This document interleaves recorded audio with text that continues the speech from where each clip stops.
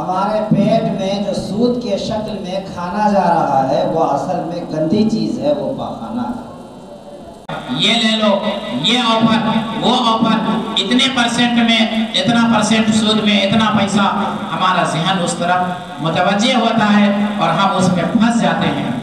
نہیں، شریعت نے اس کی اجازت نہیں دی، ہمیں بچنا ہے اور بچانا ہے۔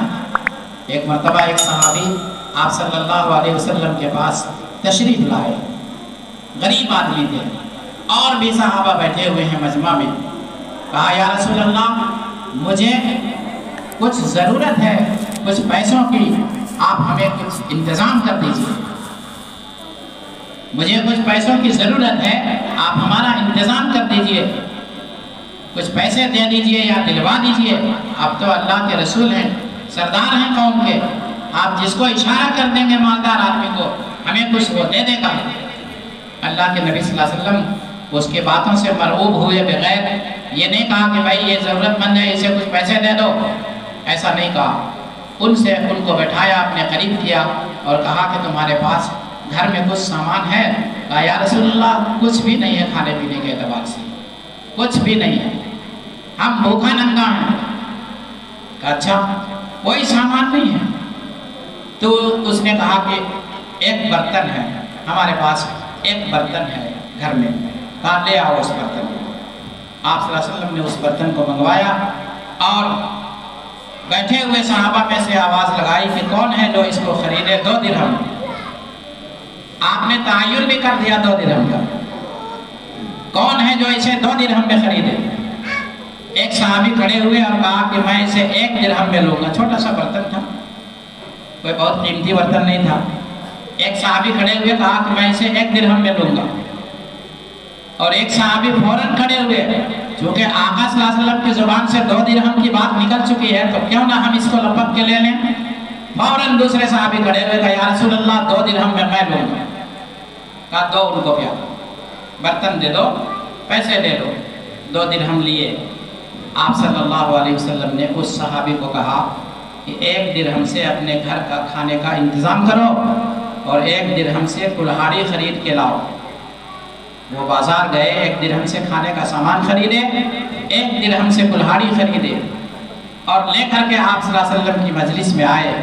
آپ نے اپنے ہاتھوں سے اس میں لکڑی کا پینٹ لگا کر کے اس صحابی کو کہا کہ جنگل کے طرف جاؤ اور لکڑیاں کاٹ کے جمع کرو اور اپنی ضرورت بھی پوری کرو اور اس کو بیچ کر کے ساز و سامان بھی خریدو، اللہ تمہاری محنتوں پر برکت عطا فرمائے۔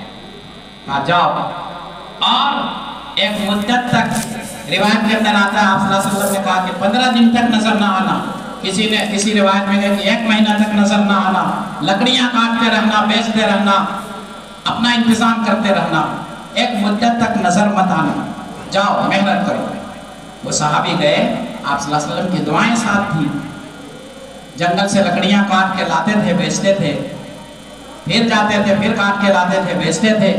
ایک مدت تک، 15 دن تک، 1 مہینہ تک یہ عمل غالباً چلتا رہا۔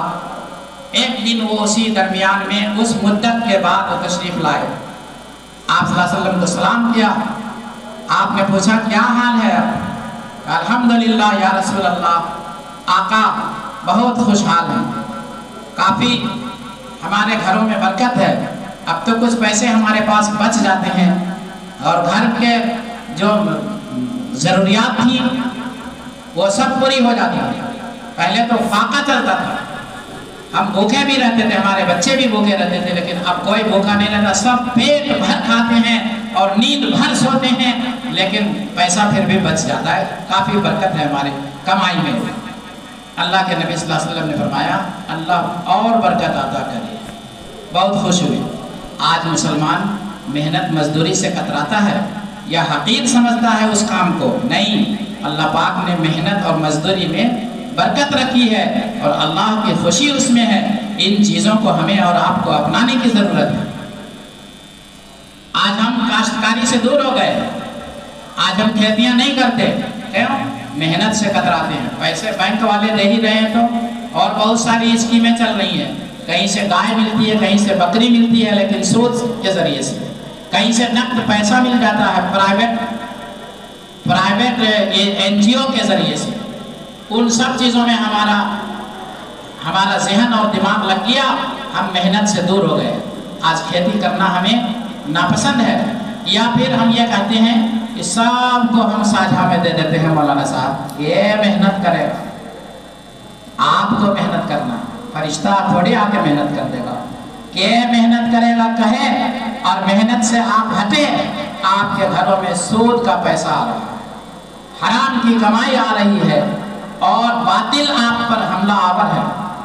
इन चीज़ों को, इन बारीकियों को हमें समझना है। मेहनत करेंगे, हम जो खेत को जोतते कोड़ते हैं अपनी मेहनत से उसमें हम गल्ला और अनाज उगाएंगे। कल हम किसी का मोहताज नहीं होंगे, हमें सूद की तरफ नहीं जाना है, हमें बैंक से पैसा नहीं लेना है। हमें जो NGO वाले आते हैं, महिला मंडल चलाने वाले आते हैं, इनके पैसों की ज़रूरत नहीं है। अल्लाह को नाराज़ नहीं करना, ये हराम है हमारे लिए, इसको हाथ नहीं लगाएंगे। हम मेहनत करेंगे, अल्लाह चाहेगा हमारी मुक़द्दर में जो तय किया है वो हमें मिलकर रहेगा। मेहनत के मैदान से, खेती बाड़ी के मैदान से, कोई दुकानदारी करेंगे, तिजारत करेंगे, उस मैदान से अल्लाह हमारी रोज़ी को मुकम्मल करेगा, हमारी ज़रूरियात को पूरा करेगा, हमारे बच्चों की ज़रूरियात को पूरा करेगा। चुनांचे आप हजरात देखते होंगे, ये ठेला फुचका वाले या ठेला खींचने वाले, माल ढोने वाले, इनकी कमाई कम होती है, महसूस लोग करते हैं। ये रिक्शा चलाने वाले, ये ठेला चलाने वाले, ये क्या मतलब बहुत फद्दू फकीर लोग हैं, लेकिन अपने घरों की सारी ज़रूरियात उन्हीं से वो पूरी करते हैं। ठेला चला करके, रिक्शा चला करके, फुचका बेच करके, ठेला में कुछ खाने पीने का सामान बेच करके अपनी बेटियों की वो शादी भी करते हैं और अपने बेटों का भी निकाह करते हैं और अपना घर भी बनाते हैं। कहीं पर 2-4 डिसमिल ज़मीन भी खरीदते हैं अपना घर बनाने के लिए। अल्लाह पाक उनकी ज़रूरतों को उसी बहाने पूरा करता है। हम भी आज से ये अहद करें कि हम सूद का लेन देन में अपने आप को मुलव्विस नहीं करेंगे, हराम की कमाई हमारे घरों में ना आए, इसकी हम मेहनत और कोशिश करेंगे। अल्लाह को नाराज़ नहीं करेंगे। हम थोड़ी देर के लिए फाका कर लेंगे, भूख रह लेंगे, लेकिन हराम नहीं कमाएंगे, हराम नहीं खाएंगे, सूद नहीं लेंगे, बैंक की तिजारत नहीं करेंगे। बैंक से सूद का कारोबार होता है, बातिल की मेहनत इसी पर चल रही है। पहले तो 1 ही 2 बैंक हुआ करते थे, अब हज़ारों बैंक हैं। ये बैंक का ज़हन और ये रुपए और पैसे का लेन देन, ये कारोबार कहाँ से आया? पूरी दुनिया में UNO वाले बैठ करके खाका तैयार करते हैं, यूनाइटेड नेशन ऑफ ऑर्गेनाइजेशन, इस्लाम को कैसे दागदार किया जाए और इनकी शरीयत में कैसे हमला किया जाए, इसका मैनिफेस्टो और मोनोग्राम तैयार किया जाता है। और हमारे घर तक वो कल नहीं आते थे, कल ये हिम्मत नहीं करते थे कि भाई हम पैसा का गड्डी लाए हैं, तुम 10,000 ले लो, तुम 20,000 ले लो। ये हमारे घरों में ये कारोबार कहाँ से आ गया? हमें गौर और फिक्र करने की ज़रूरत है। ये पूरा नेशनलिज्म, पूरी दुनिया की आबादी इस्लाम के मजहब को दागदार करने के लिए और हमें गुमराह करने के लिए मेहनत कर रही है। हमें भी ऐसी मेहनत करनी है कि इस्लाम पूरा मतलब पूरी दुनिया में इस्लाम और शरीयत की एक पहचान हो जाए कि ये ईमान वाले लोग अल्लाह और रसूल पर ईमान रखते हैं, ये ऐसे पुख्ता जुबान वाले हैं कि इनकी जुबान से झूठ नहीं निकलती। ये ऐसे वादा के वफा करने वाले लोग हैं कि ये जो वादा कर देते हैं उसे पूरा करते हैं। ये मोहम्मदुर रसूलुल्लाह के मानने वाले और उनकी उम्मत के लोग हैं, ये ईमान वाले हैं। पूरी दुनिया इसका एतराफ़ कर ले, ऐसी मेहनत हमें करनी है, ऐसा मजबूत इरादा बनाना है। अल्लाह पाक से दुआ है कि अल्लाह पाक हम सब को कहने सुनने से ज़्यादा अमल की तौफ़ीक़ अता फरमाए। व आखिरु दावाना अल्हम्दुलिल्लाहि रब्बिल आलमीन। हज़रत सूद के बारे में बात कर रहे थे, मुझे एक बात जहन में आई कि कुत्ता टांग उठा के पेशाब क्यों करता है? नापाकी से बचने के लिए। इसके लिए नापाकी से बचने के लिए कुत्ता टांग उठाकर पेशाब करता है, मगर उसका खाना क्या चीज़ है? मुंह में क्या चीज़ डालता है? पाखाना डालता है। इसकी मिसाल यूं ही है